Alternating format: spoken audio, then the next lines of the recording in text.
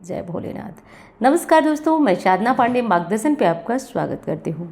दोस्तों, सोमवती अमावस्या है जो कि बहुत विशेष अमावस्या है। वैसे तो हर अमावस्या विशेष होती है, परंतु इस बार की अमावस्या 2 दिनों की पड़ रही है। बहुत दुविधा है कि किस दिन अमावस्या माने और किस दिन ना माने।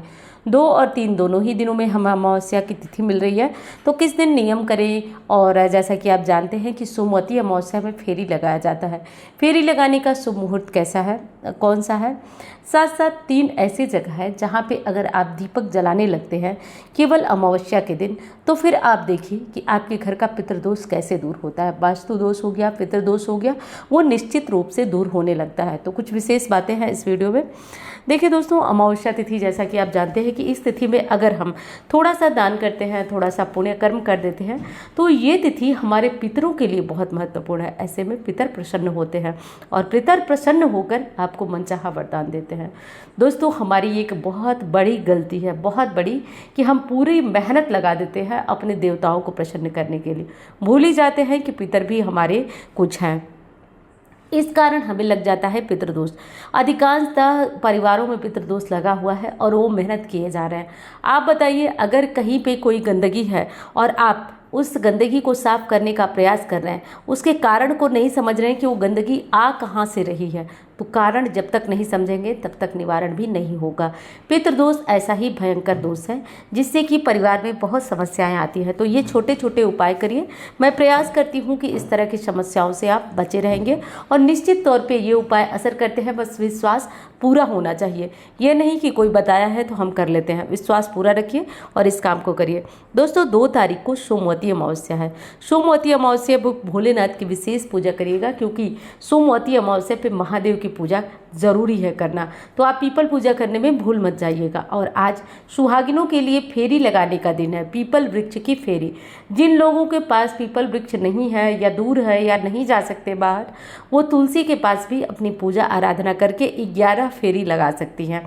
तो इस बात का आपको ध्यान रखना है कि आपको अपनी पूजा तुलसी के पास ही कर लेना है। तो कोई घबराने वाली बात आपकी नहीं है। दूसरी चीज़ कि अगर सोमवती अमावस्या के दिन आप बहुत अधिक फेरी नहीं लगा सकते हैं, तो कम से कम आप 11 फेरी तो अनिवार्य रूप से लगा दें। और फेरी लगाते टाइम आपको धागा ज़रूरी है। पीला धागा ले लीजिएगा और पीपल जो वृक्ष होता है उसमें वो धागा लपेट दीजिएगा। लपेट करके अपना फेरी लगाइएगा। फेरी लगाते समय बात मत करिएगा। प्रायः देखती हूँ महिलाएं बात करती हैं इधर उधर के, तो आप लोग बात मत करिएगा। फेरी लगाते टाइम अगर आप चाहती हैं कि सोने पे सुहागा कर दिया जाए, वैसे ही अमावस्या के दिन पीपल पूजा बहुत महत्वपूर्ण है, तो आप भगवान श्री राम का कृष्ण का नाम लेते हुए जप करिए और जप करते हुए आप फेरी लगाइए और फिर देखिए चमत्कार इसका कैसा होता है। एक एक चीज़ अगर कलयुग में सोच समझ कर आप करते हैं तो निश्चित रूप से आपको इसका परिणाम मिलने वाला ही होता है। परिक्रमा करने का शुभ मुहूर्त कौन सा है? दोस्तों देखिए, परिक्रमा पूरे दिन की अमावस्या है, यानी कि 2 तारीख को पूरे दिन की अमावस्या है। तो शुभ मुहूर्त की कोई विशेष बात नहीं होती है, लेकिन शास्त्र कहते हैं कि पीपल फेरी, पीपल परिक्रमा बिना पानी या फिर बिना कुछ ग्रहण किए आपको लगाना चाहिए। लेकिन शारीरिक कोई दिक्कत है, समस्या है, आपको कुछ भी दिक्कत है, तो आप पानी पी लें, चाय पी लें और तब जाकर के कुछ खाएं नहीं आप, और तब जाकर आप परिक्रमा करें। रही बात समय की, तो कुछ लोग कहते हैं कि पीपल की पूजा जो है, परिक्रमा जो है सूर्योदय से पहले करना चाहिए या फिर जो है बहुत सुबह करना चाहिए। तो ये चीज़ें ऐसा कुछ है नहीं। आपको जब तक सहन होता है, क्योंकि आपको खाना पीना होगा, दवाई लेना होगा, तो इसलिए जल्दी से जल्दी इस परिक्रमा को कर लें। और इस मुहूर्त में कोई दिक्कत नहीं है, क्योंकि पूरे दिन का ये मुहूर्त है। अगर राहु काल की बात करें दोस्तों, तो राहु काल आपका शुरू हो जा रहा है 7:30 बजे, 9:30 तक रहेगा। और दूसरी चीज़ बता दूं कि आप पहली बार अगर परिक्रमा कर रहे हैं तो 7:30 से 9:30 का बीच जो समय है उस समय को निकाल दीजिएगा। बाकी आप पीपल पूजा, परिक्रमा, फेरी कर सकते हैं। फेरी लगाने की विधि, नियम, सब कुछ मैं इससे पहले वाली वीडियो में बताई हूँ, तो उस वीडियो को आपने नहीं देखा ना, तो ज़रूर देख लीजिए। एक एक विशेष बात मैं उस वीडियो में आपको समझा चुकी हूँ कि कैसे आप पीपल की परिक्रमा और फेरी लगाएंगे। नया आपने अगर ये शुरू किया है तो कैसे करेंगे। उस परिक्रमा लगाने के बाद फिर आप खा सकते हैं, पी सकते हैं, अपने सारे काम जो ज़रूरी है वो कर सकते हैं। आज लक्ष्मी प्राप्ति के लिए भी विशेष उपाय किया जाता है। तो 2 दिनों की अमावस्या है, तो किस दिन लक्ष्मी प्राप्ति का उपाय करें। देखिए 2 दिनों की अमावस्या है, तो आप एक दिन 2 तारीख को सोमवती अमावस्या कर लें, 3 तारीख को स्नान दान वाला दान निकाल लें, और उसके बाद आप लक्ष्मी प्राप्ति का जो प्रयोग है वो सोमवार मंगलवार दोनों की रात में कर सकते हैं, या फिर किसी एक रात में कर सकते हैं, कोई दुविधा नहीं है। आप चाहें तो दोनों ही दिन सीधा निकालें, चाहे तो एक दिन निकालें। तो इस विशेष बात का आपको ध्यान रखना है। सोमवती अमावस्या में सुहागिन महिलाएं ही फेरी परिक्रमा करती हैं, तो इस बात का ध्यान आप लोग रखिएगा। साथ में इस बात का भी ध्यान रखना है कि थोड़ा सा एप्पल ले लीजिए, थोड़ी सी विशेष चीज़ें ले लीजिए, जैसे कि चना या फिर मूंगफली, कुछ इस तरह की चीज़ों से ही परिक्रमा। और मैं पहली वीडियो में समझा चुकी हूँ, तो आपने नहीं देखा तो वो वीडियो ज़रूर देख लीजिए, उससे आपको बहुत हेल्प मिलेगी। अब चलिए, पितृदोष लगा हुआ है या फिर नहीं पता आपको, नहीं किसी ने बताया कि पितृदोष है, फिर भी आपकी बरकत नहीं हो रही है, तो आप महीने में एक बार अमावस्या आती है, आप अमावस्या ये काम करिए। 1 साल जो भी उपाय करिए, 1 साल कम से कम करिए। अगर ये जादू जैसा कोई उपाय हो जाता, जैसे एक दिन करने से ये हो जाता वो हो जाता, तो पहली चीज़ कि उस पर मेरा भरोसा नहीं होता। एक दिन में दुनिया नहीं बदलती, क्योंकि आप और हम कलयुग में जी रहे हैं, तो भूलना नहीं है इस बात को। कोई चीज़ बिना परिश्रम बिना मेहनत के नहीं मिलने वाली है। और मैं जो बात बताती हूँ वो आपको मेहनत संघर्ष परिश्रम जरूर लगता है, लेकिन 100% रिजल्ट आता है। जो दिल से लग गया कि पाएंगे तो पा ही जाता है। क्या करना है, हर अमावस्या को घी का दीपक आप पीपल के नीचे जलाइए। दूसरा, घी का दीपक आप कम से कम 5 दीपक गौशाला में जलाइए।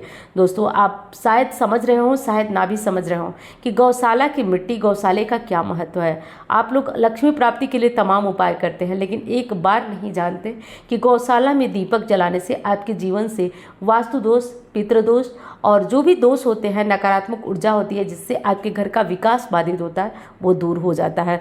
तो अगर ऐसा है, जिनके घर में गाय है वो तो जला ही देंगे, और जिनके घर में गाय नहीं है वो गौशाला में जाकर जला सकते हैं, क्योंकि किसी के यहाँ जाकर आप लोग जलाएंगे तो वो लोग सोचेंगे टोना टोटका है। तो इसलिए आप जाकर गौशाला में जलाइए। ये ध्यान रखिए कि दीपक दूर रखिए गायों से, नहीं तो अगर क्षति हुई तो लाभ के बदले हानि होता है। तो क्षति ना हो, दूर रख करके आप लोग अपनी पूजा कर लीजिए। तो पहला जो है, आपको अपने घर में जो जलाना है पानी के मटके के पास दीपक। ये दीपक आप घी और सरसों के तेल दोनों में से किसी चीज़ का जला सकते हैं। दूसरा दीपक पीपल के पास, और तीसरा दीपक गौशाला में। दोस्तों, जब भी नए घर का भूमि पूजन कराते हैं, गृह प्रवेश कराते हैं, तो सब में सप्त मृत्तिका लगती है। उसमें एक गाय के जो गौशाला होती है उसकी मिट्टी भी लगती है। इतनी पवित्र मानी गई है यह मिट्टी कि इस मिट्टी को लाकर अगर गमले में रख दिया जाए और उस गमले में तुलसी या अपराजिता लगाकर इसकी सेवा की जाए, तो इससे भयंकर से भयंकर कर्ज से भी निजात मिलती है। मैंने पहले समय में, जब मेरे सब्सक्राइबर काफ़ी कम हुआ करते थे, तब मैं ये वीडियो बनाई थी और काफ़ी लोगों ने अच्छा रिस्पांस भी दिया। अभी भी चैनल पे है, लेकिन याद तो नहीं है कि क्या मैंने टाइटल वगैरह डाला था। तो बहुत ही अच्छा असर करने वाले ये तीनों उपाय हैं, जिनको कि आप लोग ज़रूर कर लीजिएगा। और वीडियो पसंद आए तो लाइक करना भूलिएगा मत, और चैनल को सब्सक्राइब नहीं किया आपने तो ज़रूर कर लीजिए। अब अमावस्या है, तो अगर आज मौका मिल जाए किसी कारण से, आसपास में गंगा जी हैं, तो क्या दिक्कत है, एक मौका बनाइए, एक अपना कपड़ा वगैरह लीजिए और नियम बना लीजिए कि अमावस्या पूर्णिमा पे जाएंगे नहाने। नहीं मिल सकता तो महीने में एक बार, जो लोग आसपास के हैं ये काम करें, क्योंकि आपस में जो है इधर उधर की बातें करने से या कुछ सबके पुण्य घट रहे हैं। इसलिए ज़रूरी है कि आप गंगा स्नान करें। माता गंगा पतित पावनी है, सद्बुद्धि का विकास होता है, तो इसलिए माता गंगा में स्नान करें, दर्शन करें। हो सके तो आज गौशाला जाएं, गायों के पास दीपक जलाएं। आप देखिएगा पितृदोष से भी मुक्ति मिलती है, क्योंकि माता गंगा में केवल स्नान करने से केवल आपको नहीं पुण्य फल मिलता है, आपके पितरों को भी मोक्ष। वो भी बैठे बैठे प्रसन्न होते हैं कि हमारे जो वंशज हैं, हमारे जो बच्चे हैं, वो बहुत अच्छे काम कर रहे हैं, दान कर रहे हैं, पुण्य कर रहे हैं, गंगा स्नान कर रहे हैं। वो तो ऐसे ही देख करके आपको तृप्त हो जाते हैं। तो और वहीं पे जो मांस मदिरा इस तरह की चीज़ों को लेकर परेशान है, बहुत ज़्यादा दिक्कत में है, पूर्वज उधर से ही उनको जो है श्राप देते हैं, तो इसलिए यही श्राप पितृदोष बन जाता है। तो ऐसा गलती कोई नहीं करना है। अमावस्या के दिन मांस, मछली और शराब वगैरह से बिल्कुल दूर रहना है, इस तरह के कार्य नहीं करना है। शुद्ध सात्विक खाना खाइए। लहसुन प्याज खाते हैं, नहीं छूट पाता तो खा लीजिए। दूसरी चीज़ आपको ध्यान रखना है कि आप गौ माता की सेवा करें, पूजा करें। चलिए अब मिलती हूँ आपसे अन्य वीडियो में। धन्यवाद। हर हर महादेव।